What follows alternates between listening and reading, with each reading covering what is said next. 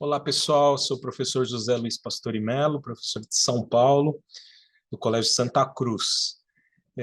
No ano passado, no meio do ano passado, na edição do PAPMEN de meio de ano, eu participei abordando o tema de projetos no ensino médio. Na ocasião, eu apresentei dois projetos, um projeto que era de investigação da curva cicloide, com o objetivo de construção de pequenos protótipos de rampa de skate do tempo mínimo. E um segundo projeto, que era um projeto de medir os ruídos no ambiente escolar, utilizando decibelímetros, um trabalho de estatística, que trabalhou também um pouquinho com o método de mínimos quadrados, para analisar o erro dos aparelhos, e fui convidado para o PAPMEN desta edição de janeiro de 2023 para dar continuidade a esse tema de projetos, e vou apresentar hoje para vocês um projeto também de ensino médio, mas que em parte pode ser aplicado também para alunos de ensino fundamental, um projeto de investigação da matemática do papel, a matemática do livro, dos formatos de papel e de livro, do design gráfico da produção de livros. É um assunto fascinante, repleto de intersecções com temas do nosso programa tradicional de matemática, e vou compartilhar uma tela e a gente começa a conversar sobre isso. Então, o tema central aqui é a matemática do livro, né, todos os aspectos relacionados com isso, e vou contar para vocês qual que foi a motivação inicial que eu encontrei para propor esse tema para os meus alunos, né? Na verdade, esse projeto trata-se de um projeto semi-aberto, como eu abordei no último encontro no meio do ano passado. Existem os projetos abertos, que são aqueles projetos em que os alunos apresentam o tema que querem investigar, e os projetos semi-abertos, que o professor escolhe um tema sempre que dialogue de alguma maneira com os interesses dos alunos, mas que ele prepara esse tema pensando em possibilidades de cruzamento com o currículo que ele quer trabalhar, né, e com aplicações e interface com outras áreas do conhecimento e tudo mais. Então, esse foi um projeto semi-aberto, e a motivação que eu apresentei para os alunos foi a seguinte: na revista do professor de matemática, de 1992, há um artigo, uma crônica, do professor Jorge Sotomayor. O professor Sotomayor, que faleceu em janeiro do ano passado, foi professor do INPA, professor do Instituto de Matemática e Estatística da USP, em São Paulo. Ele é natural do Peru, mas depois tirou sua cidadania brasileira. E nessa crônica, chamada A Caderneta de Geometria, o professor Sotomayor conta um pouquinho da sua vida como um estudante secundarista lá no Peru, e a sua relação com uma certa caderneta de geometria. Então, eu comecei esse projeto lendo um trecho dessa crônica do professor Sotomayor, que, se vocês me permitem, eu vou ler aqui rapidamente, a gente começa a falar do projeto em si. O professor diz lá na crônica: foi em 1957, quando comecei o quarto e penúltimo ano do secundário, que chegou ao nosso colégio o professor Juan Herrera. O professor Herrera persuadiu os alunos de geometria plana a manterem em dia uma caderneta de bolso, contendo todos os teoremas do curso, demonstrados e ilustrados em cores. Esta devia ser levada permanentemente no bolso e ser lida e relida, não só nas horas de estudo normal, mas também nas horas mortas, nas filas, nas viagens de ônibus, bondes, etc. O porte da preciosa caderneta poderia ser verificado pelo professor Herrera nos encontros esporádicos com ele, dentro ou fora do colégio. Essa caderneta foi meu primeiro trabalho de compilação em matemática. Diferia dos meus garranchudos cadernos pelo esmero e atenção que lhe devotei. O professor Herrera imprimiu ao curso um dinamismo e um charme sensacionais. Os gregos Euclides, Tales, Arquimedes, entre outros, desfilaram como numa peça de teatro. Conseguiu transmitir a mensagem de que a matemática podia servir de contato com a história do pensamento humano e com o rigor dedutivo do raciocínio. Fica aqui minha homenagem ao professor Sotomayor, enfim, e foi um texto muito feliz, quando apresentei para os alunos, porque a partir dele eu propus que a gente investigasse a matemática que está por trás dos diversos formatos de livro, de folha de papel, do design gráfico dos livros, e que cada um fizesse a sua caderneta do curso, né? Na verdade, não foi uma caderneta de geometria, foi uma caderneta de matemática, mas a ideia era, a gente utilizou 5 aulas para falar sobre a matemática do papel e do livro, e depois dessas 5 aulas, cada um construiu a sua caderneta e virou a caderneta de matemática do ano, e foi bem bacana, tanto o processo de preparação matemática para a construção dessas cadernetas, como o processo de preenchimento do recheio dessa caderneta ao longo do ano, mas no final da apresentação eu conto para vocês como é que foram as coisas, certo? Bom, os livros que eu utilizei para me inspirar nesse projeto foram esses 3 livros aqui, tá? O primeiro deles, Geometria do Design, de Alan Kimberley, é um livro que está esgotado, mas a gente encontra algumas edições dele em estante virtual ou em sebos, né?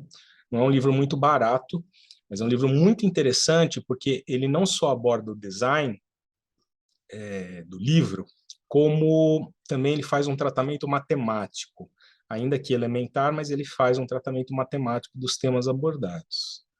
O segundo livro é o livro do Handel, Richard Handel, O Design do Livro. Ele, além de apresentar diversos formatos de livro, diversas proporções e razões de formato de papel, ele conta muito a história do livro, né? Então, ele é um livro valioso nesse sentido, né?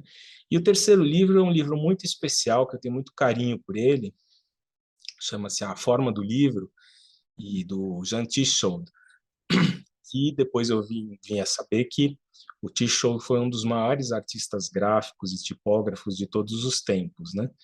E esse livro é um livro que foi editado no Brasil pela Ateliê Editorial, e a história curiosa que eu tenho para contar desse livro é o seguinte: uma vez eu estava numa livraria, olhando os livros na prateleira, e achei curioso o título desse livro, né?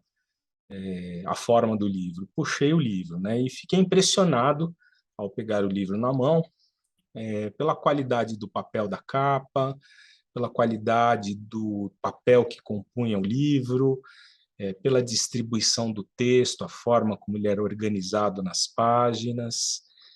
Foi um livro que realmente me encantou do ponto de vista estético.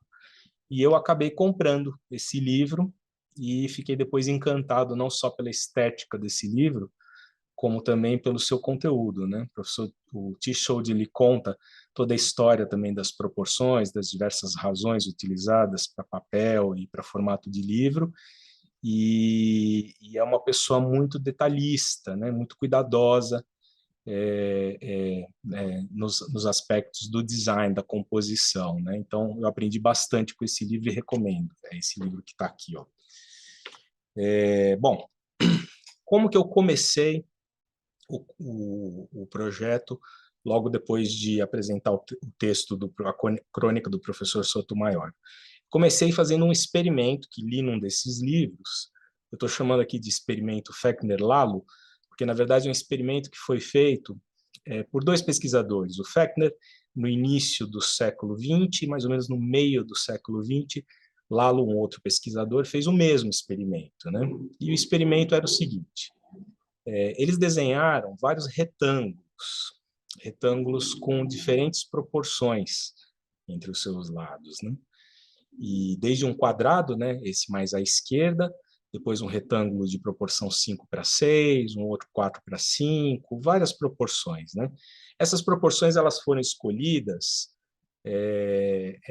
por meio do conhecimento desses autores aí, onde eu peguei esse material, sobre a história do livro, né? Então, são proporções que já foram utilizadas para livros, para projetos gráficos, cartazes, né? E algumas delas mais do que outras, mas todas elas são proporções que já apareceram no mercado editorial de alguma maneira, né? E a ideia era a seguinte: esse desenho que está feito aqui, ele tá em proporção, né, exatamente na proporção que está escrito embaixo de cada retângulo. Eu fiz com precisão no GeoGebra essa figura, e a ideia era apresentar essas figuras para um grupo de alunos e pedir que cada um escolhesse o retângulo mais agradável, o retângulo que mais saboroso aos seus olhos, né? E sem nenhum critério mais específico, né? Olha e escolha um que você acha que é o retângulo mais bonito, né? E é curioso, porque tanto o Fechner quanto o Lalo obtiveram resultados muito parecidos, e o retângulo que foi o campeão foi o retângulo da proporção 5:8, que é uma proporção que é uma aproximação racional da razão áurea, né? E é curioso que eu fiz esse experimento com os meus alunos, e também o vitorioso aqui, por larga vantagem, foi o retângulo 5:8. Deixa eu apresentar um gráfico aqui, que esses autores apresentam, dos seus resultados, né? Olha, eu falei errado, o Fechner ele foi no final do século XIX, né? E o Lalo foi no início do século XX. Bom, observando esses gráficos, a gente vê que, para os dois pesquisadores, o retângulo mais escolhido foi o 5:8, que é o da razão áurea, né? E depois os outros que também foram bem escolhidos são os que estão em torno dessa razão, né? Tem o 2:3, o 13:23, e é curioso isso, né?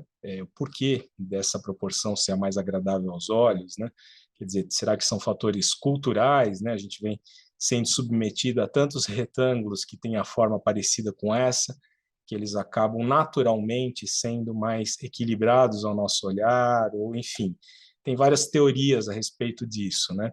Fato é que a razão áurea, que é essa razão aproximadamente 5:8, ela aparece com muita frequência na natureza, a arquitetura utiliza muito essa razão, né? A gente encontra centenas de exemplos em que aparece a razão áurea, né? Bom, para começar mesmo a matemática do projeto, então lembrando que o projeto era estudar um pouco da matemática do formato de livro e de papel, e depois cada um construiria a sua própria caderneta de matemática do ano, onde registraria teoremas, registros do curso em geral e tudo mais, né? E então eu comecei discutindo com eles um tema que é central na geometria, que é o tema de semelhança de figuras geométricas, né?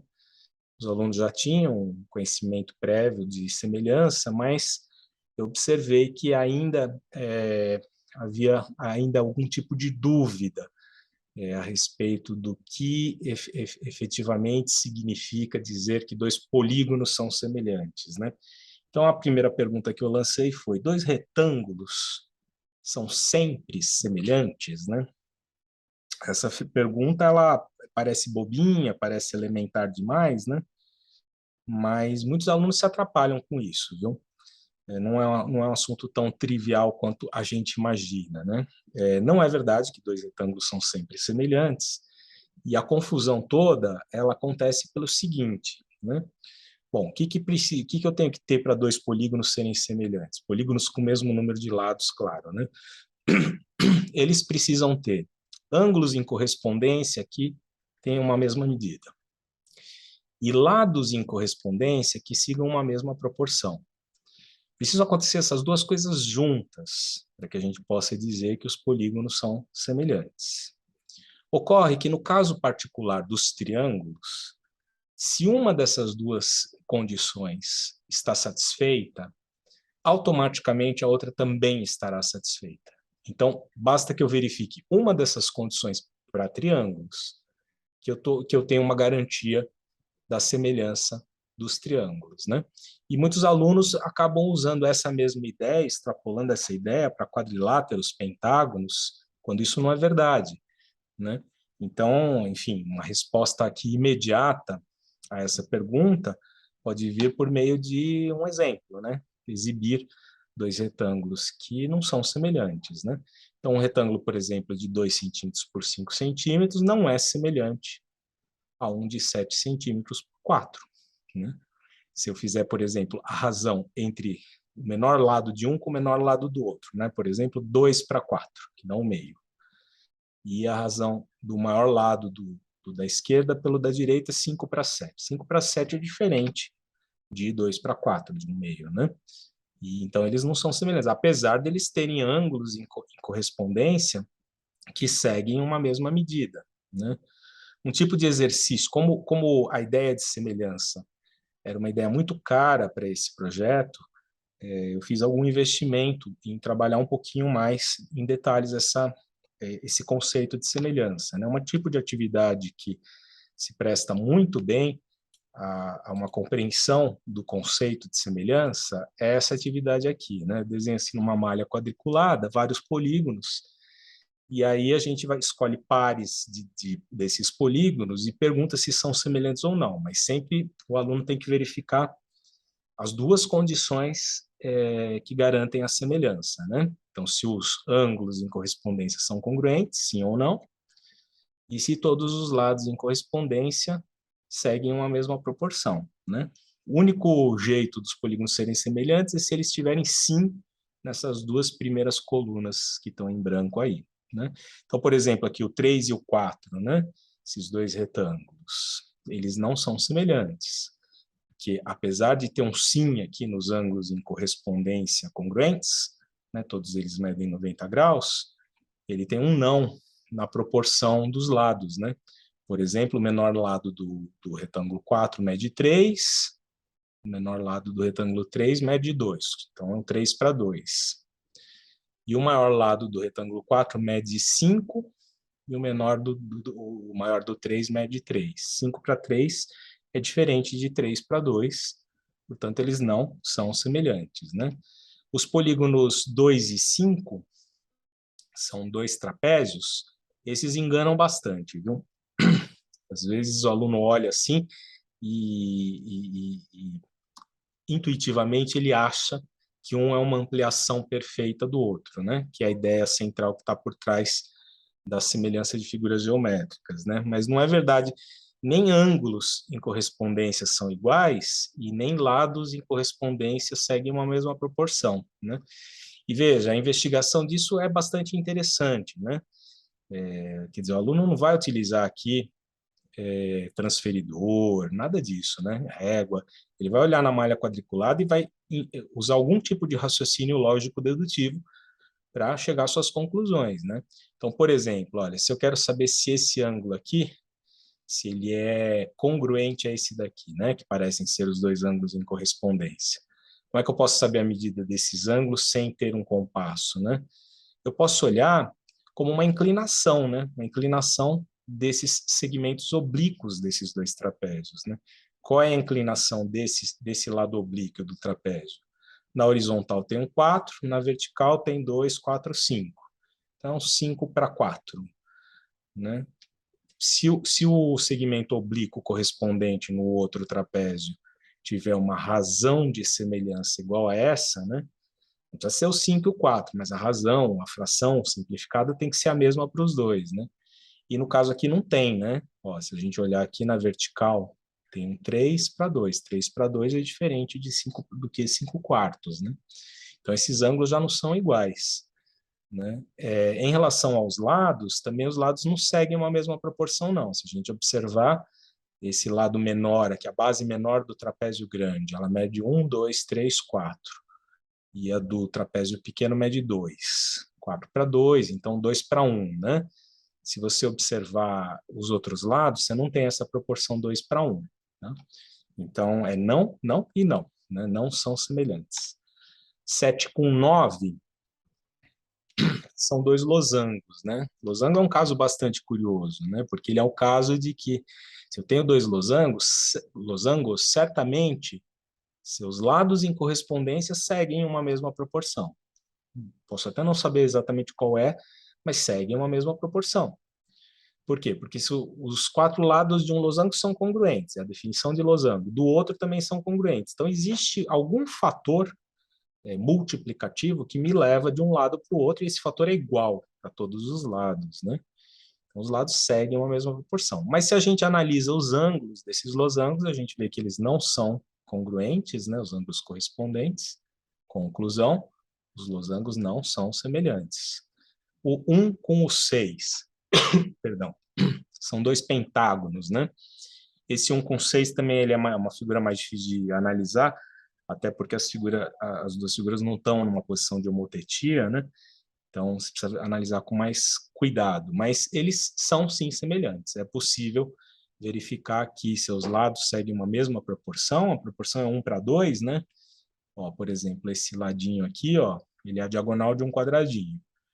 O correspondente dele poderia ser esse, que são duas diagonais de quadradinhos, né?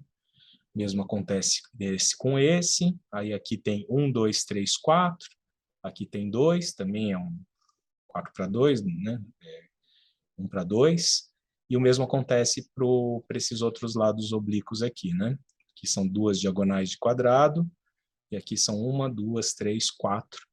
Então, eles têm mesma proporcionalidade entre os lados em correspondência e ângulos iguais são semelhantes.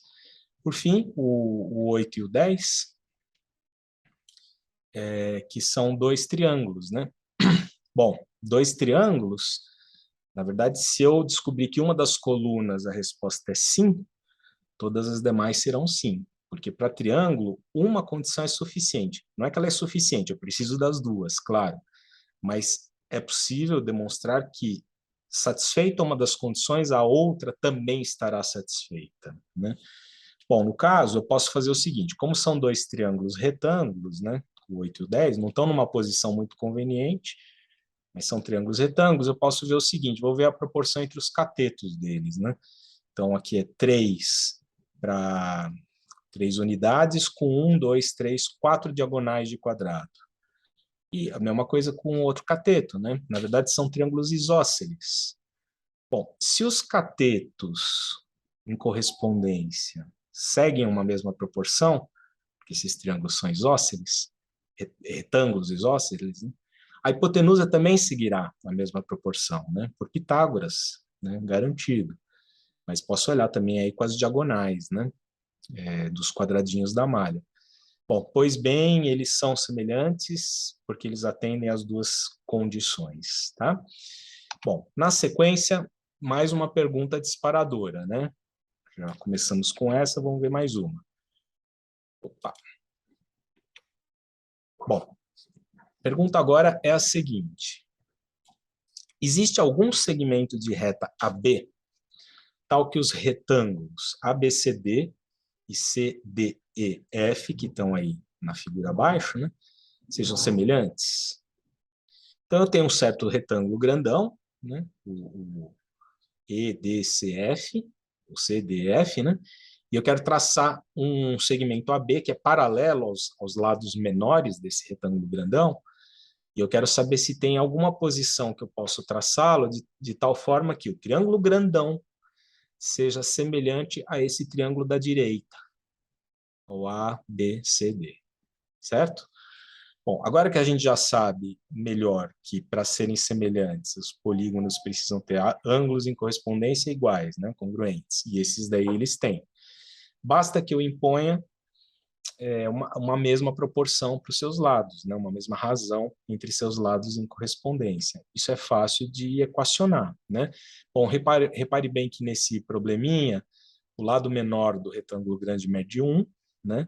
E no retângulo pequeno, nos retângulos pequenos, eu coloquei x e y, que somados dão o lado maior do retângulo grande, né?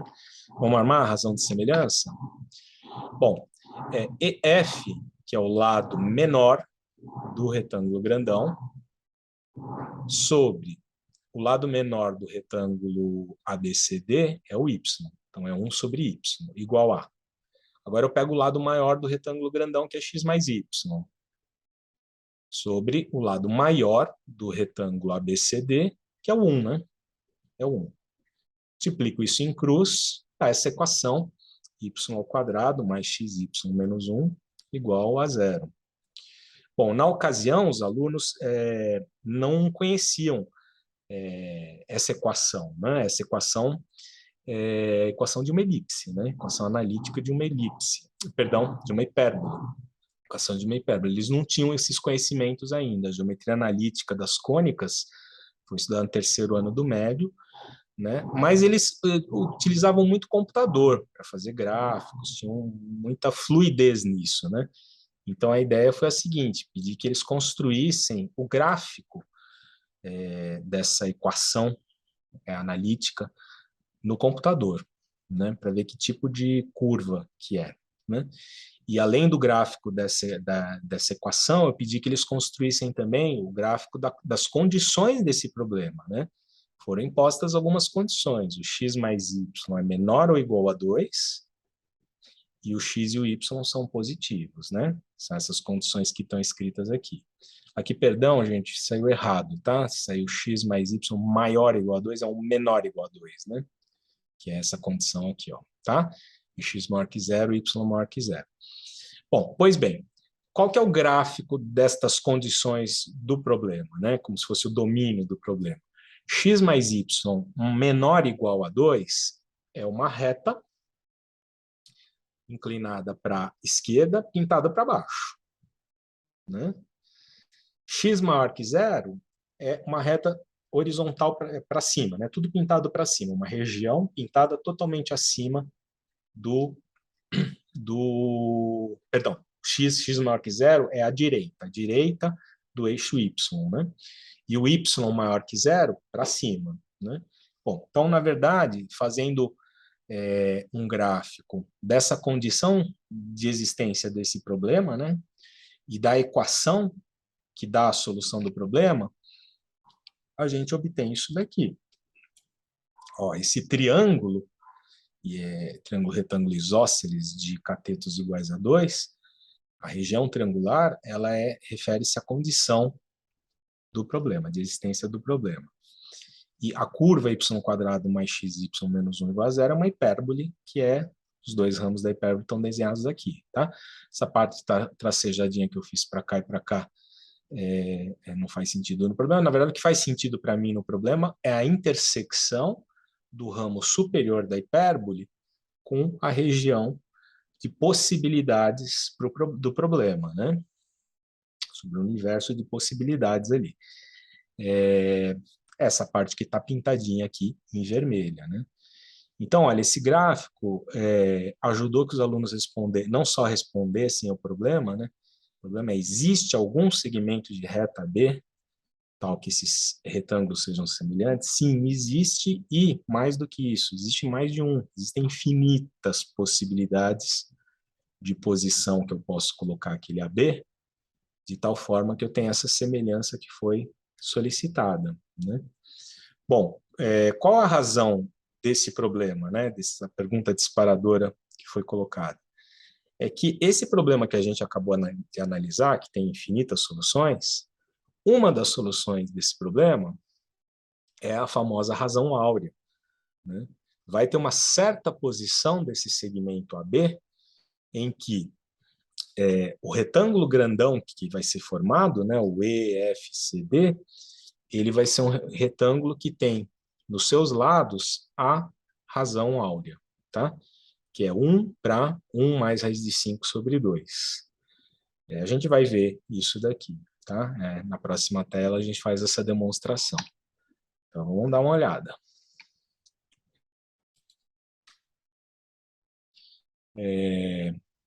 Bom, o problema que a gente estava resolvendo era qual é a posição que eu tenho que pôr o AB, né, se existe alguma posição para colocar o AB, de tal forma que EDCF seja semelhante a ABCD, certo?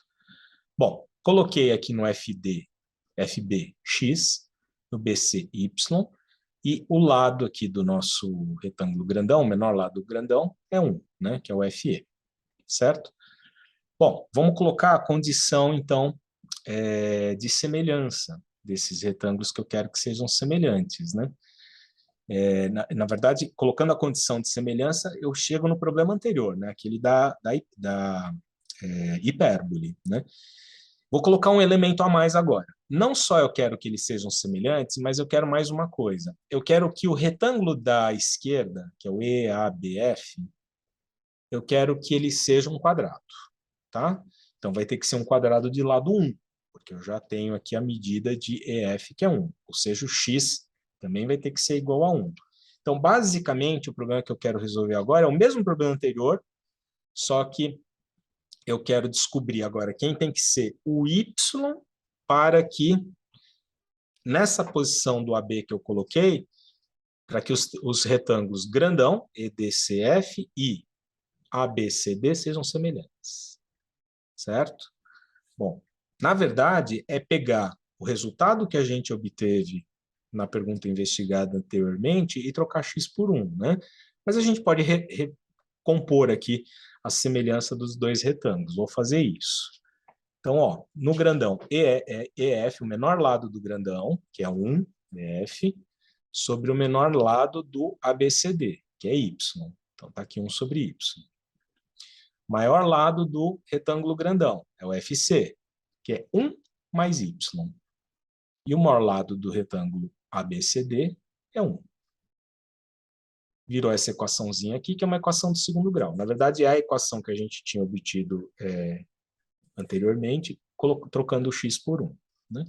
Essa equação de segundo grau, pela fórmula resolutiva da equação de segundo grau, lembrando que o y é um valor positivo, né? É uma medida, tanto y quanto x, vai dar menos 1 mais raiz quadrada de 5 sobre 2, certo? Então, se o y tiver essa medida, eu atendo as duas condições que eu queria. Uma delas era a partir de um quadrado, EABC, EF, e o retângulo grandão tem que ser semelhante ao retângulo da direita, tá? Bom, vamos fazer o seguinte, se o y tem essa medida aqui, vamos ver qual é a medida de FC, né? Porque tendo a medida de FC, aí eu já sei quem é o retângulo grandão, né? Qual é a razão entre os lados desse retângulo grandão. O cálculo da medida de FC é muito simples, né? É somar o 1, que é o FB, com o menos 1 mais 5 sobre 2, que é o BC, que a gente acabou de descobrir. Fazendo as continhas aí, dá 1 mais raiz de 5 sobre 2. Um retângulo, então, que tem um dos lados, a proporção entre o menor lado e o maior lado, sendo 1 para 1 mais raiz de 5 sobre 2, é um retângulo que atende essas condições que a gente impôs e é o chamado retângulo áureo. Tá? 1 mais raiz de 5 sobre 2 é um número irracional.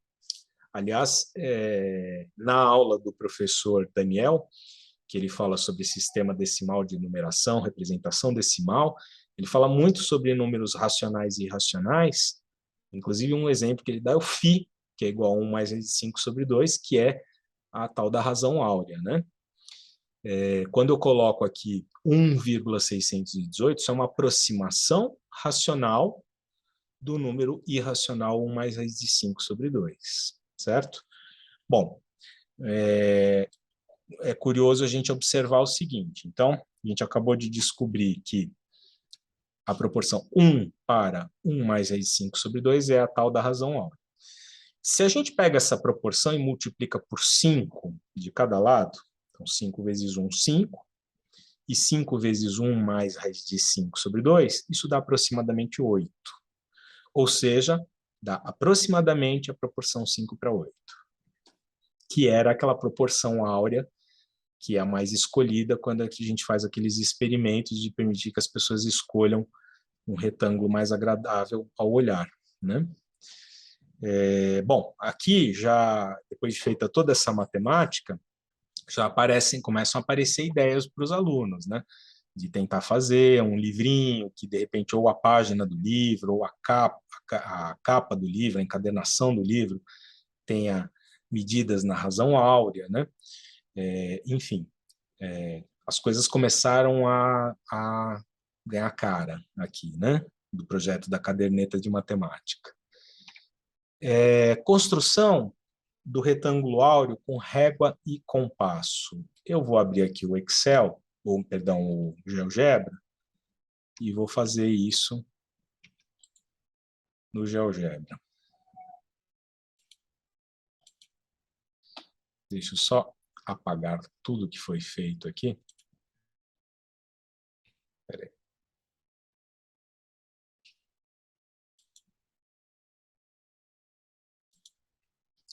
Bom, nós vamos fazer o seguinte.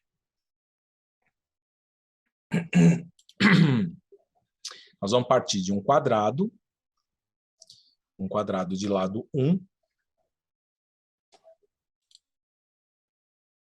Deixa eu abrir aqui um que está zeradinho, porque esse daqui eu já tinha feito. Opa, errei. Nós vamos partir de um quadrado de lado 1. Errei também.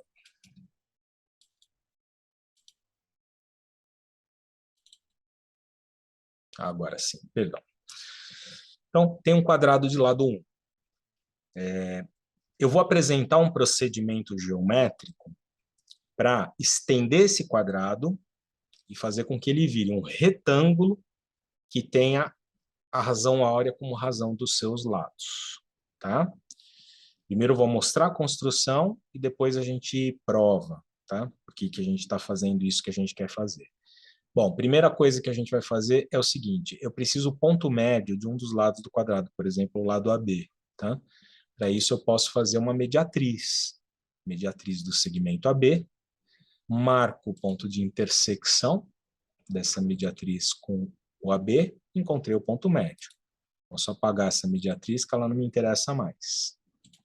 Então, E é ponto médio do segmento AB. Então, por exemplo, se for um quadrado de lado 1, o AE mede meio e o EB mede meio também. Próximo passo, faço um segmento de reta ligando C com E. Certo? Esse segmento aqui. Próximo passo. Vou fazer uma circunferência que tem centro em E e raio EC. Tá? Posso usar a função aqui do GeoGebra de círculo dado centro em um ponto, né? Então, eu vou marcar o centro, que é o 1, e o ponto, que é C. Próximo passo. Aqui, sobre AB, eu vou traçar uma reta suporte de AB ou uma semi-reta AB, de origem A indo para B, né? Vou fazer uma semi-reta aqui. Semi-reta de origem A passando por B. Onde essa semi-reta cruzar a circunferência, eu marco o ponto de intersecção. Esse ponto que apareceu aqui como F. Ok? Próximo passo. Eu quero uma perpendicular a essa semi-reta que eu tracei, passando por F. Na verdade, é uma reta tangente à circunferência traçada, sendo que o F é o ponto de tangência, né? Simples, né? Ó, reta perpendicular. Marco o ponto, marco a reta perpendicular e está ela lá traçada. Vou traçar uma semi-reta agora DC, né? Uma semi-reta de origem D, passando por C. Está aqui. Bom, essa semi-reta onde ela cruza a reta perpendicular que eu acabei de traçar, eu marco um cruzamento, marco a intersecção, que é esse ponto G. Pronto. Esse retângulo aqui, o retângulo, vou marcar aqui colorido, do retângulo D, A, F, G, voltando a D, né? Esse retângulo é um retângulo áureo. É um retângulo que tem a proporção da razão áurea, que é 1 para 1 mais raiz de 5 sobre 2. Tá? Vou provar isso para vocês agora na próxima tela. Mas é o retângulo áureo esse aí. Deixa eu só apagar aqui. E pronto. Tá? É o retângulo áureo. Vamos para a próxima tela e a gente vai verificar isso melhor.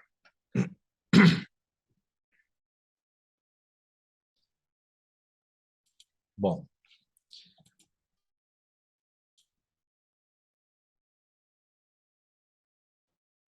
Olha só, pessoal. A construção que a gente fez foi essa aqui. Ó, foi essa construção que a gente fez, né? Ok. O quadrado tinha lado 1. O E era ponto médio, dividiu em meio e meio. CB é lado do quadrado, então é 1 também. Por Pitágoras, eu consigo no triângulo CEB encontrar a hipotenusa CE, que vai dar raiz de 5 sobre 2. Bom, esse raiz de 5 sobre 2, ele serviu como raio da circunferência de centro C, centro E, né? Tracei a circunferência. Se ele é raio da circunferência traçada, o EF, Ó, EF, ele é raiz de 5 sobre 2. Se ele é raiz de 5 sobre 2, a medida AF, que é o lado maior do retângulo DAFG, ela mede meio, que é o AE, mais raiz de 5 sobre 2, que é o EF, né? Que é isso que está escrito aqui. Meio mais raiz de 5 sobre 2 dá 1 mais raiz de 5 sobre 2, que é o φ, né? E, então, esse retângulo é o chamado retângulo áureo, que é o retângulo, ou razão áurea, né? Mas é um retângulo áureo, também ele é chamado. É o retângulo que tem a proporção dos lados 1 para 1 mais raiz de 5 sobre 2, que isso aproximadamente, aproximação racional, é um 5 para 8. Tá bom? Vamos agora investigar uma outra razão interessante, tá? Essa razão áurea tem um interesse estético muito grande. Agora a gente vai ver uma que tem um interesse prático, tá? É a razão entre os lados da série A de papel. Bom, todo mundo já ouviu falar dessa série de papel. Tem um integrante dessa série de papel que é muito conhecido, que é o papel A4, né? Todo mundo que compra papel para impressora geralmente compra o A4. Tem outros papéis, tem o formato carta, mas normalmente o que a gente compra é o A4, né? O A4 é um elemento da série A de papel, tá? A gente já vai ver já de onde vêm as medidas da folha do papel A4, tá? Então, a pergunta que eu quero responder agora, que também envolve semelhança, é: existe algum retângulo que, quando dobrado ao meio, produz um retângulo semelhante a si mesmo? Né?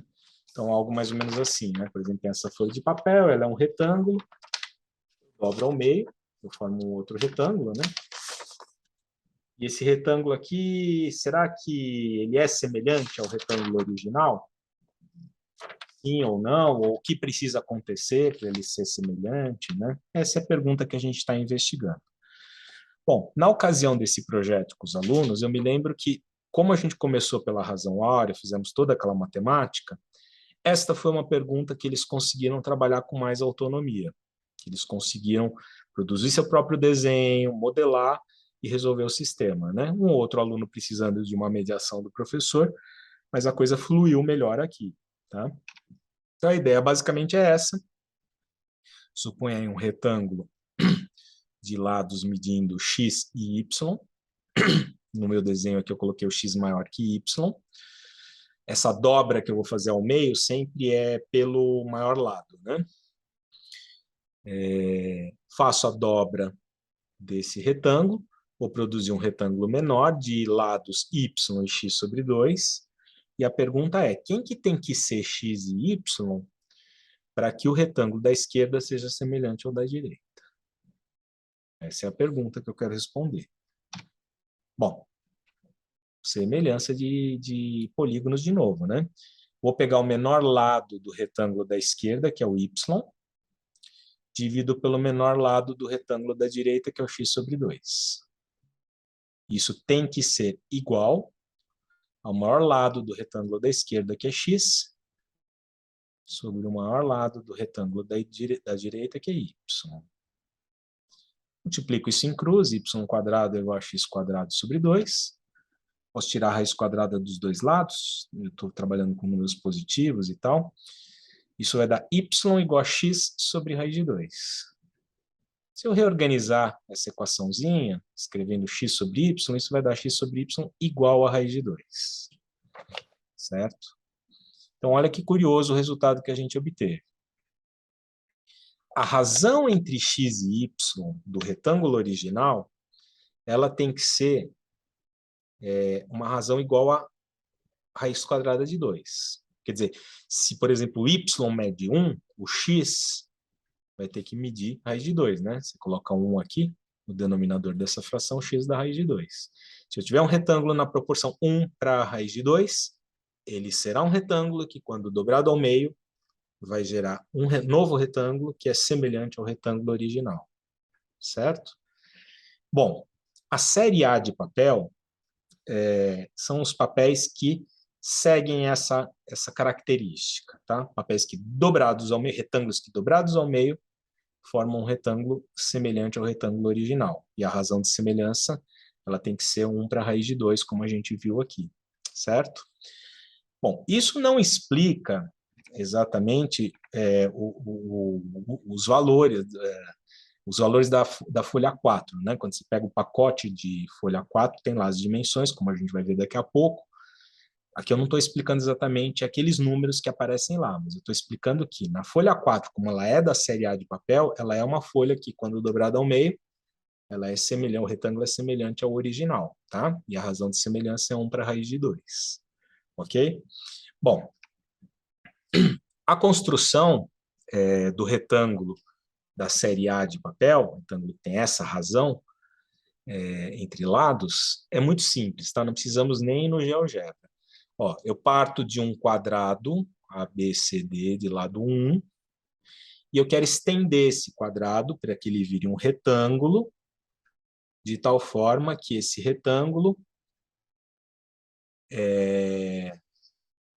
seja semelhante ao retângulo original, né? Na verdade é o seguinte, eu tenho raiz de 2, que é do quadrado. Não, na verdade é o seguinte, eu tenho um quadrado que tem lado 1, eu parto de um quadrado de lado 1, certo? E eu quero estender esse quadrado para ele virar um retângulo. Esse retângulo eu quero que tenha a razão 1 para a raiz de 2. Um dos lados do quadrado é 1, que é o lado DA. Então, o retângulo que eu vou formar, ele tem que ter o lado AF medindo raiz de 2.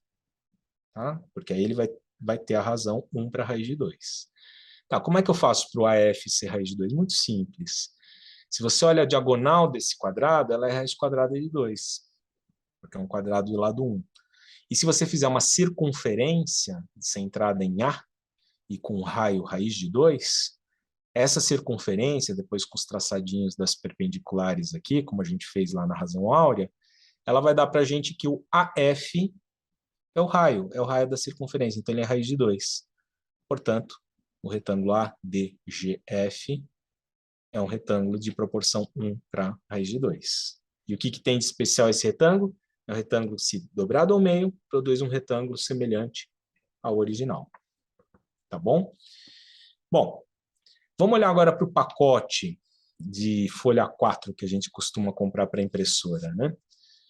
Aliás, as informações que vêm nesses pacotes de papel de impressora são bem bacaninhas para se fazer aula de matemática, viu? Por exemplo, vem sempre uma informação da gramatura do papel, né? Que o conceito de gramatura é massa do papel sobre área, tá? Então, esse daqui, 75 gramas por metro quadrado, tá? Quanto maior a gramatura, mais grosso é o papel, né?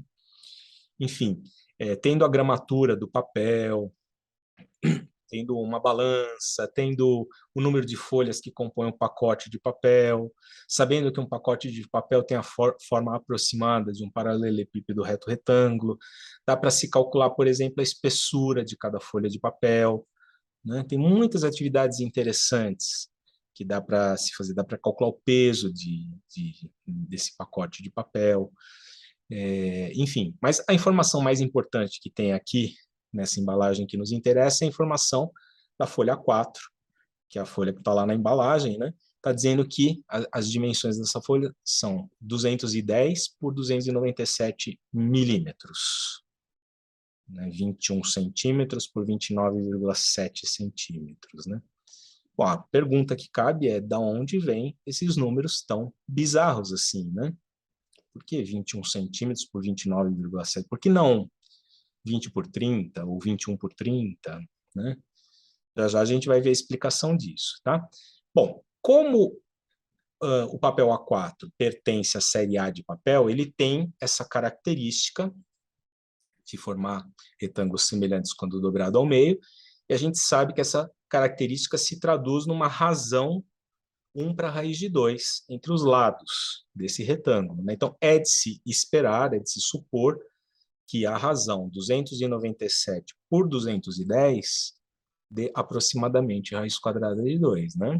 Vamos verificar isso. 297 sobre 210, isso dá uma dízima periódica, tá? É uma dízima periódica que o período que se repete, ele começa a partir da casa do centésimo, né? 142857, 142857, etc. Tá? Como que eu sei que é dízima periódica? Bom, os números racionais, né, inteiro sobre inteiro, quando escritos na forma decimal, dão dízimas periódicas ou decimais finitos, né? Então, é uma dízima periódica que está escrita aí com o período, inclusive. Já já eu explico por que está pintadinho de vermelho ali, 4 dos dígitos desse número. Bom, vamos dar uma olhada na raiz de 2, né? Uma raiz de 2 com várias casas decimais. Como falei, o professor Daniel vai falar sobre números racionais e irracionais, então essa aula ela faz uma ligação bem bacaninha com a aula dele, tá? E esse número que eu escrevi é uma aproximação decimal da raiz quadrada de 2, que é um número irracional. Por ser irracional, é um número que, quando escrito na forma decimal, tem infinitas casas não periódicas depois da vírgula, né? Bom, se você observar essa aproximação racional aí do raiz de 2, a gente acerta até a terceira casa decimal, né? Terceira casa decimal, 414. Né? Acerta também a quarta casa, só que aí pela aproximação da quinta casa, essa quarta casa a gente erra, né? E então é uma excelente aproximação, né? Quer dizer, essa proporção 297 para 210, ela é uma proporção aproximadamente de 1 para a raiz de 2. Então é uma proporção que faz essa coisa de dobrar ao meio e formar dois retângulos semelhantes, certo? Bom, uma pergunta que ainda não está respondida é, bom, mas e por que estas medidas? Eu posso encontrar outras medidas que compõem aí um número racional que deem aproximação do raiz de 2, até aproximação melhor do que essa. Essa foi só até a terceira casa decimal. Posso pôr uma fração aqui que dá até a quarta, quinta, sexta casa decimal. Por que essa é a medida da folha 4, né? É o que a gente vai entender na próxima tela. Bom, a definição da série A de papel, ela é a seguinte. Tudo começa com o papel A0, tá? O que é o papel A0? É um retângulo de 1 metro quadrado de área, portanto é um retângulo bem grande, que tem essa propriedade de, dobrado ao meio, gerar um retângulo semelhante ao original, certo? Então, vamos encontrar as medidas dos lados desse retângulo da folha 0? É um sisteminha de equações, né? Se eu sei que a área é 1 metro quadrado, x vezes y igual a 1, com x e y em metros, né? E se eu sei que tem essa propriedade de semelhança de retângulos, eu sei que x sobre y, né, o maior lado sobre o menor, é igual a raiz de 2. Certo? Só um sisteminha bem simples de equação para resolver, né? Posso pegar a segunda equação, multiplicar em cruz, com isso eu isolo x, substituo o x na primeira equação, vai dar essa equaçãozinha aqui, y igual a raiz de 2y, desculpa, y vezes raiz de 2 vezes y é igual a 1, y quadrado é 1 sobre raiz de 2, tiro a raiz quadrada, fica 1 sobre raiz índice 4 de 2. Uma bela oportunidade para falar de racionalização de denominadores aqui, né? Tem que multiplicar em cima e embaixo por raiz índice 4 de 2 à terceira. Para junto com esse 2 aqui embaixo fazer um 2 à quarta, né? Então vai ficar raiz índice 4 de 8 sobre 2. Isso daqui está em metro, né? Vai dar 0,841 metro. Eu passei para milímetros, tá? Então, fiz vezes 1.000, né? Dá 841 milímetros. Se eu pego essa medida aqui em metro e substituo o y numa das equações, eu encontro que o x é a raiz índice 4 de 2, que em milímetros vai dar 1.189 milímetros, tá? Então, a folha A0 de papel, as medidas dela têm aproximadamente, ó, um dos lados um pouco mais de 1 metro, o outro um pouco menos de 1 metro. E aí o produto que dá área dá 1 metro quadrado e ela tem a propriedade de semelhança, certo? Ok, essa é a folha 0. A próxima folha dessa série de papel é a A1. Quem é a folha 1? É a folha A0 dobrada ao meio. É o retângulo que se formou quando eu dobrei ao meio o A0, tá? Quem vai ser o A2? É pegar o A1 e dobrar ao meio, tá? Então, mais ou menos a ideia desse desenho aqui. Ó, o A0, que é a grandona, 1.189 milímetros por 841. Se eu dobro ao meio, eu tenho A1 para baixo e para cima. Peguei o A1 aqui de cima e dobrei ao meio, eu tenho o A2, da direita e para a esquerda. E assim vai, né? Uma série infinita aqui, né? Dá para se fazer uma espiral a partir disso. Mas o que me interessa mesmo aqui é o seguinte. A área da folha 0 é 1 metro quadrado. Então, da A1 é a metade. Meio metro quadrado é esse meio que está aqui. Tem meio para cá e meio para cima também, porque isso aqui também é A1, né? Se eu pego o A1, dobro ao meio por essa linha, lado direito e lado esquerdo, eu tenho A2, que vai ser a metade de meio. Metade de meio é 1/4. Aqui tem 1/4, A2 tem área 1/4. Isso daqui tudo que é A2, né? Que é 1/4. Se eu divido ao meio, eu tenho A3. 1/4 por 2 dá 1/8. Então, tem 1/8 aqui embaixo, 1/8 aqui em cima. Divido esse 1/8 ao meio de novo. Vou ter A4, que vai ser 1/16, metade de 1/8. Tá? E assim vai, assim segue, né? Mas eu já tenho dados suficientes agora para encontrar comprimento e largura da folha retangular A4 de papel. Quais são os dados que eu tenho e que vão ser necessários? A área é 1/16 metro quadrado. Então, x vezes y é 1/16. E a razão x sobre y é a raiz de 2. Né? Porque todos esses retângulos aí são retângulos da série A. Certo? Bom, deixo por conta de vocês a resolução desse sisteminha. Ele é bem simplesinho. E quando você faz uma aproximação decimal, em milímetros, vai dar 210 milímetros por 297, que é exatamente as medidas que aparecem lá na embalagem do pacote de folhas de papel A4. Tá? Ok, já vimos dois formatos, né? Formato da razão áurea e formato da série A de papel, mais especificamente o A4. E queria só falar para vocês o seguinte, é curioso que existe um formato padrão também para envelopes, pensando sempre no uso do A4 como folha para escrever, né? A tua carta será escrita no A4, e depende como você dobra essa carta, você compra um envelope diferente, tá? Então, por exemplo, se você tem uma folha A4 e faz duas dobras paralelas, dividindo a folha em 3 partes iguais, você tem que comprar um envelope DL, tem um código para ele, tá? DL, que ele tem 120 por 220 milímetros. Cabe certinho lá dentro com uma folguinha, né? Para você poder colar ali e tudo, tá? Se você fizer duas dobras cruzadas na tua folha 4, né? Algo assim, né? Peguei a folha, dobrei aqui e dobrei aqui. O envelope que é apropriado para colocar essa carta é um C6. Agora começa a série C dos envelopes. Se você fizer uma dobra só no teu papel, o envelope apropriado é o C5. E se você não fizer nenhuma dobra, né, quiser colocar o A4 direto, sem dobrar, é o envelope C4.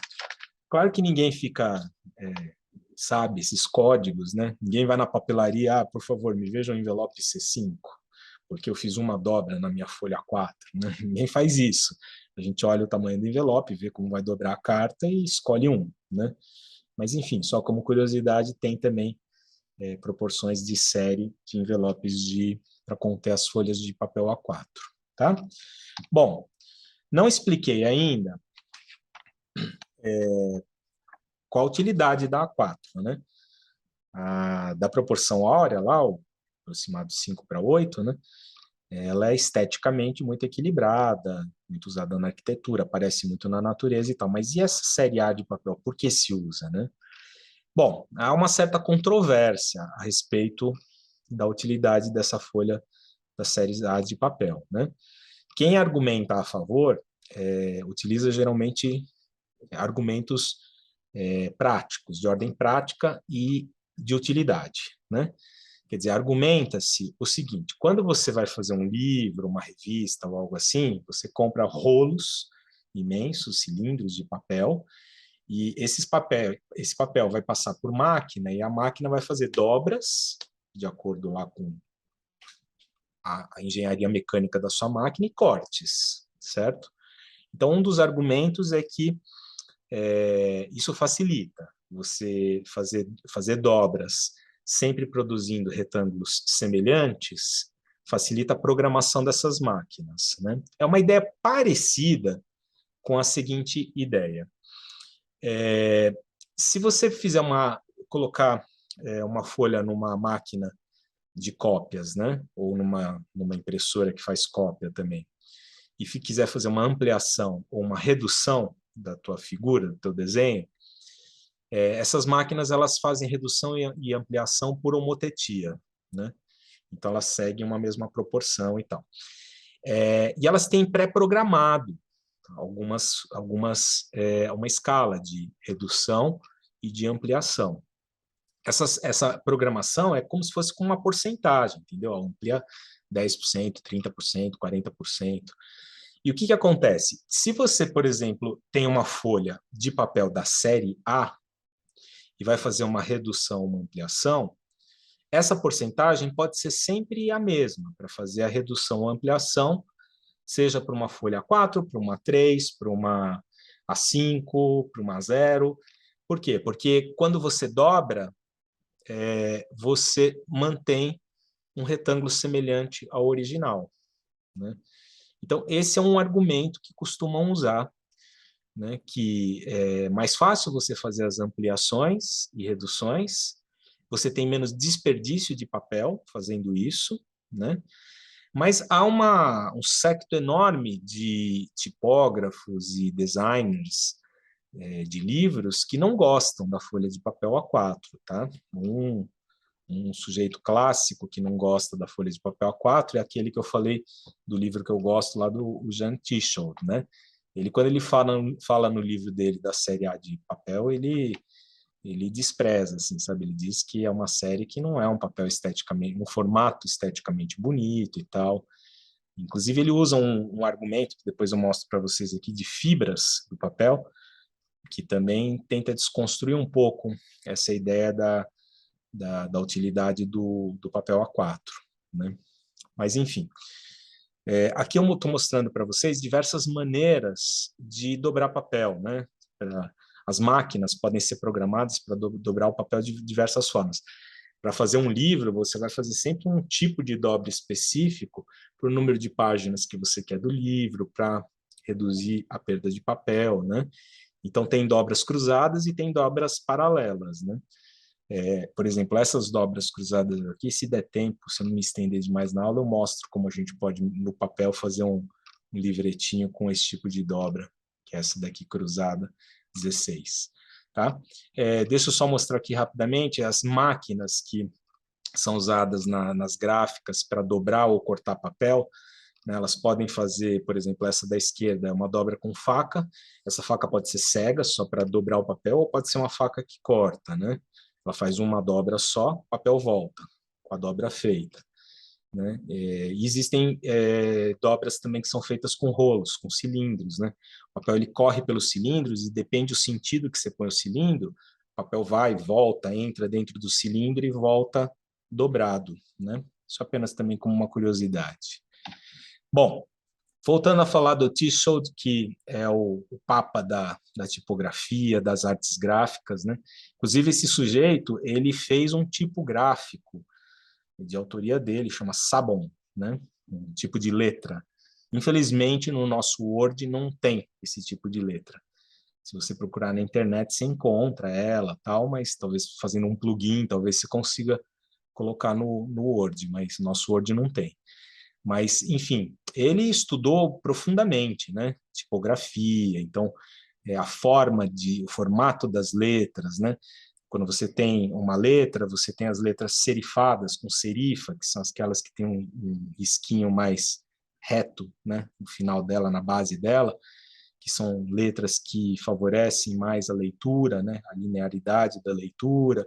Tem letras não serifadas, né? E ele fez lá um tipo gráfico pensando em vários aspectos, que a letra Sabon, que chama, né? Bom, o Tichol dele dizia o seguinte, ó, um dos argumentos que ele usava contra o papel A4 é esse daqui. Bom, ele é um ultra especialista e com um olhar muito refinado, né, sobre detalhes, né, coisas que, para nós leigos, isso passa totalmente despercebido, né.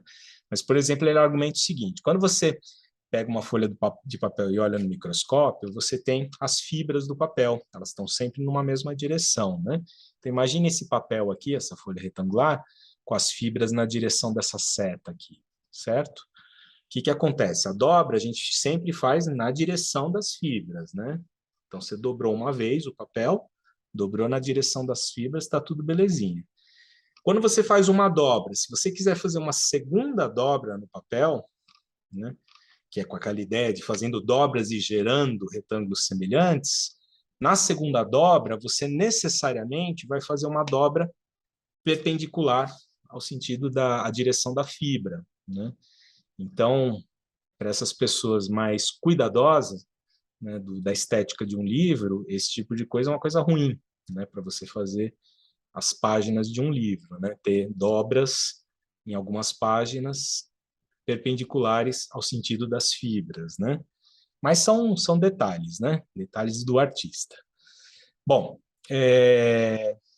quando fizemos esse projetinho, eu pedi que os alunos investigassem qual era a forma, a razão, né, dos retângulos, das folhas do livro, a forma do livro, né? Já que esse livro é um livro do mestre e ele foi feito numa edição muito cuidadosa aqui da Ateliê Editorial, eu pedi que eles investigassem. E aí eu soltei cópias de algumas páginas de texto aqui do livro do Tishold para eles terem ideia de onde pesquisar, né? E vamos lá, vamos falar um pouquinho sobre isso, né? Bom, primeiro que na última página do livro tem as medidas das folhas, né? Você pega aqui, você abre esse livro, tem a medida aqui da folha, a largura, comprimento e largura, né? E essas medidas, elas são 14,6 por 23,2 milímetros, né? Então, é um dado que você já pode usar, não precisa nem ir com a tua régua lá. Bom, se eu fizer a razão 23,2 sobre 14,6, não dá raiz quadrada de 2. Não dá nem perto disso. Portanto, não foi série A de papel. Se você fizer essa razão, também não dá o 1 para 1,618, que é aproximadamente a razão áurea, né? É possível que ele tenha usado aqui uma outra proporção para fazer a confecção desse livro, né? E numa determinada página do livro, o Tishold ele fala sobre um retângulo que ele diz que é um retângulo belíssimo, que foi muito pouco utilizado nas artes gráficas, mas que ele considera um retângulo muito equilibrado. É um retângulo feito a partir de um pentágono, né? Então a ideia desse retângulo que ele menciona lá é a seguinte: você parte de um pentágono regular, tá? Por exemplo, de lado 1, esse pentágono ABCD, certo? Faça uma circunferência circunscrevendo o pentágono regular. E aí você vai fazer o seguinte, pega, por exemplo, o DC, que é um dos lados do pentágono, e ele vai ser um dos lados do retângulo que eu estou procurando. E o outro lado do retângulo, o que você faz? Você tem que fechar um retângulo aqui para cima que tangencie o ponto A lá em cima, né? Então, esse retângulo, ele diz que é um retângulo bastante equilibrado, muito interessante, muito harmônico, né? Bom, vamos achar as proporções, qual é a razão entre os lados desse retângulo? Bom, um dos lados eu já sei que é 1, que é o próprio lado do pentágono. Estou precisando achar o lado ID, ou JC, ou AH, certo? Bom, belíssimo exercício para explorar ângulos internos de polígonos, trigonometria, né? Então, cada ângulo interno desse polígono, desse pentágono regular, mede 108 graus. Quando eu tracei AH, eu tracei uma bissetriz do 108, é uns 54 graus aqui. AB é lado do pentágono, então é 1. AF eu chamei de X, tá? Uma trigonometria me entrega o X, é um cosseno, né? Cosseno de 54 graus. Olhando nesse cantinho da figura, o ângulo BCH, BCH é ângulo interno do pentágono, 108. Se dele eu tirar esse 90 graus, sobram 18 graus. O ângulo BCG. Essa medida eu chamei de Y. E aqui, medida 1, que é o lado do pentágono. Uma trigonometria, de novo, com cosseno, me entrega o Y. Se eu somar o Y com o X, eu tenho a largura do retângulo, né? Retângulo que é 1 por X mais Y, né? Bom, essas medidas estão aqui, tá? X mais Y ele dá cosseno de 54 graus mais cosseno de 18 graus, cuja aproximação racional é 1,5388, tá? Então, a proporção desse retângulo que o Tischold diz lá no livro dele é 1 para aproximadamente 1,5388. Bom, isso também não bate exatamente com a razão das medidas desse livro, né? Mas é curioso notar o seguinte fato. A razão usada nesse livro, ela está entre a razão áurea e a razão desse pentágono aí que ele mencionou, né? Pode reparar, ó, a razão das páginas do livro é 1.589. Isso está entre 1.5388, que é a razão desse pentágono, desse retângulo formado a partir de pentágono, e 1,618, que é a razão áurea, a razão do retângulo áureo, né? Curioso, né? Bom, vou falar agora um pouquinho, para fechar a conversa, sobre composição das páginas de um livro, né? Falamos já da forma da página do livro, ou do próprio livro em si. Vamos falar agora um pouco de composição. Bom, há um elemento importante que os designers de livros mencionam muito, que é o grid. O que é o grid da página de um livro? É a parte onde você escreve, né? Se você pega esse livro aqui, o grid é esse retângulo aqui, ó. É esse retângulo onde tem texto, tá? Onde tem o texto. Essas partes aqui que estão vazias, elas são chamadas manchas do livro, tá? Então tem uma mancha superior, uma inferior, uma direita, uma esquerda, certo? Bom, o Tischold e outros estudiosos de artes gráficas fizeram análise de muitos livros antigos, livros da época do Renascimento, e investigaram em detalhes quais as proporções que eram mais usadas para as manchas e tudo mais. E o Tischold propôs uma proporção que ele acha bastante equilibrada, bastante interessante, que é a seguinte: como é que você faz a mancha? Qual tem que ser a medida da mancha, das manchas da página do seu livro, né? Então aqui a gente está vendo um livro aberto, tá? 2 páginas de um livro aberto, e esses 2 retângulos coloridos, eles são os 2 grids, o grid de cada página, tá? Segundo o Tischold, uma proporção equilibrada e bacana é essa medida aqui, ó, essa distânciazinha, vou chamar de x, esta outra aqui em cima, da margem superior, ela tem que ser 1,5 vezes o x. E essa tem que ser 2 vezes x e essa 3 vezes x, né? Alguns autores escrevem essa proporção para não trabalhar com decimal. Em vez de x, 1,5x, 2x e 3x, eles colocam 2x, 3x, 4x e 6x, tá? Que é tudo multiplicado por 2. Bom, isso tudo aqui que a gente está analisando é para uma página de livro proporção 2:3, que, aliás, é uma razão muito usada também para composição de livros, tá? As razões muito usadas são 5:8, 1 para a raiz de 2, e 2:3 é outra que é muito utilizada, tá? Gutenberg utilizava muito essa razão, 2:3, né? Aliás, tem aqui uma imagem da primeira obra impressa, a Bíblia, de Gutenberg, né? Esse é um exemplar que está na Biblioteca do Congresso Americano, né? Notem aqui as margens, que a lateral esquerda, olhando essa página, né? Lateral esquerda e a margem inferior são grandes, né? Aqui em cima um pouco menor, né? Um pouco diferente dessa proporção que está aqui. Agora aqui é mais complicado porque essa Bíblia ela está com duas colunas, né? O grid dela é feito com duas colunas, então segue também uma outra proporção. Aliás, deixa eu contar uma curiosidade para vocês, que também aprendi nesse livro aqui do Tishold. Quando a gente inicia um parágrafo, na primeira linha a gente dá um afastamento, né, para começar o texto, né? Como está aqui nessa Bíblia, aqui, ó, que tem esse vermelhinho aqui, né? A gente dá um afastamento.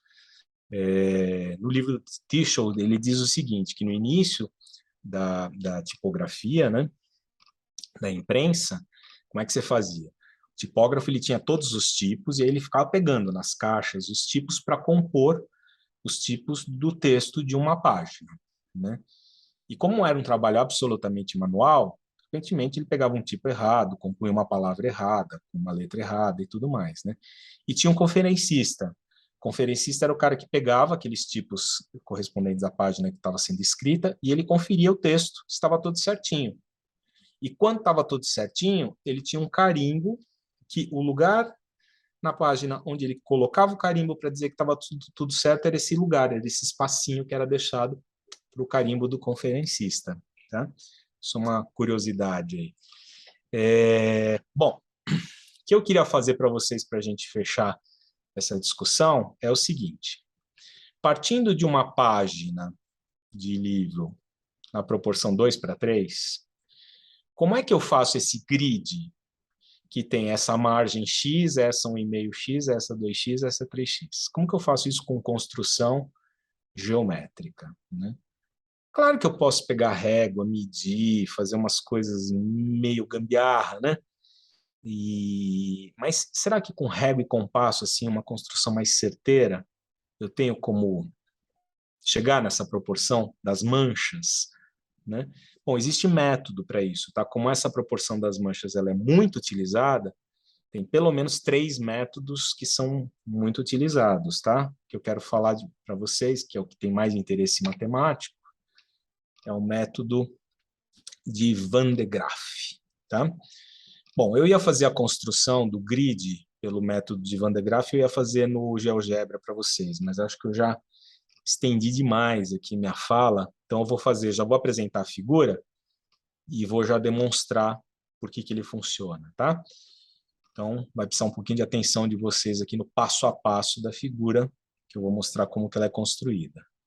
Bom, é assim que a gente constrói o grid numa folha de papel 2:3, segundo o cânone de Van de Graaff, tá? O método de Van de Graaff. Tudo começa assim. Então, a gente tem aqui as 2 páginas, tá? Como se fosse um livro aberto com 2 páginas. E eu estou procurando esse retângulo que está escuro aqui, que é a mancha da página do lado direito. Estou procurando os vértices dele. Começamos fazendo uma diagonal AB, tá? Uma diagonal que vai de um vértice de uma página até o vértice superior da outra página. Faço a mesma coisa aqui, ó, tá? Um X, tá? As 2 diagonais. Outras 2 diagonais que eu vou precisar. Preciso a diagonal de cada página do livro. Então, preciso o AF e preciso o FC, tá? Então, as 4 diagonais estão traçadas aí. Ok? Toma cuidado, viu? O triângulo AFC não é um triângulo equilátero, tá? Ele é um triângulo isósceles, não é equilátero, não. Com essa proporção que a gente tem aqui, 2:3, tá? Ele não é equilátero, não. Bom, ok. Feitas essas diagonais, o próximo passo é o seguinte. Você vai ter que fazer assim. Essa diagonal aqui, a FC, onde ela cruza a diagonal BA, você marca um ponto, esse ponto pretinho aqui no meio. Marca o ponto de cruzamento, de intersecção. A partir desse ponto, você vai puxar uma perpendicular a FB. Tá? Partindo desse ponto, uma perpendicular a FB. Então, é uma linha que vem para cá, perpendicular, com 90 graus. Onde essa linha cruzar FB, você marca esse pontinho vermelho que está aqui. Ó, tá?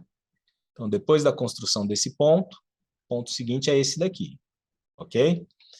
Outro ponto que vai ser marcado é do cruzamento dessa diagonal com essa diagonal aqui, tá? Esse ponto aqui. Ligo esse ponto com esse ponto que eu tracei agora há pouco, tá? Então, liguei esses dois pontos aqui, ok? Onde essa linha aqui cruza a diagonal FC, é esse ponto I, né? Ele já é um dos vértices da mancha que eu estou procurando com aquela proporção lá, tá? Já já eu provo isso. Já é um dos vértices. Beleza. O que eu faço agora? Puxo uma perpendicular. O I, eu traço uma linha perpendicular a FG e a BC, passando por I, tá? Uma linha aqui, ó, perpendicular. Onde essa linha cruzar a diagonal AB, é o outro vértice da mancha. Da mancha não, do grid, perdão. É o E. Agora, a partir do E, puxo uma perpendicular em direção a AC, tá? Essa linha aqui, ó, tum. Onde essa linha cruzou FC, que é o ponto J, é o terceiro ponto do grid, tá? Puxo agora uma perpendicular para cá, do J em direção a FG, né? Onde essa linha aqui cruzar... Não, desculpa, não era isso não. Agora é aqui, ó. Eu puxo uma perpendicular aqui, ó. Do I, do ponto I, perpendicular a GC, tá? Uma linha aqui. E uma perpendicular do J em relação a FG. Onde essas linhas se cruzarem é o quarto vértice do grid, tá? Tá montado o meu grid. Com base nessa figura, eu queria provar agora que essa distância aqui, que eu chamei de x, essa que eu chamei de y, essa de z, essa de w, que são as distâncias das manchas, eu quero provar que elas estão naquela proporção que o T-Show diz que é o ideal para as folhas de papel 2:3, tá? Então, vamos provar isso? Bora. Primeiro passo, vai ser tudo com semelhança de triângulos, tá? Espera aí. Eita. Pronto. Ó, primeiro passo, triângulos CGF, ó, acompanha aqui com o meu cursor, CGF, é esse aqui, ó, um triângulo retângulo. E o triângulo IHF, são semelhantes. Por que mesmo são semelhantes? Eles têm um ângulo correspondente, ele tem ângulos correspondentes, né? Esse ângulo aqui é correspondente desse. Eles têm o ângulo de 90 graus. Como já tem dois ângulos iguais, o terceiro é igual. Se um triângulo tem três ângulos iguais, necessariamente ele terá lados que seguem a mesma proporção, portanto, são semelhantes, tá? Então, são semelhantes. Vou armar essa razão de semelhança, tá? Eu vou começar com o GC, tá? Que é um dos catetos do triângulo GFC. Lembra que cada página tem proporção 2:3? Então, esse cateto aqui, ele mede 2, tá? É esse 2 que está aqui. Sobre HI, que é o lado correspondente no triângulo IHF, né? É X. Esse HI é esse X aqui, ó. Então, 2 sobre X é igual a... Vou pegar agora o lado FG do triângulo grande, né? Que é 3. 3 porque a página tem proporção 2:3. E o correspondente do FG, do triângulo pequenininho, é o FH, que é o Y, tá? Multipliquei isso em cruz, saiu direto já a primeira proporção da mancha ali. Y é igual a 1,5x. Está tudo de acordo com o esperado. Vamos ver agora o Z e o W, né? Vamos escolher dois outros triângulos. Triângulo ABC. ABC é esse aqui, ó, grandalhão. Ele é semelhante ao EBD. EBD.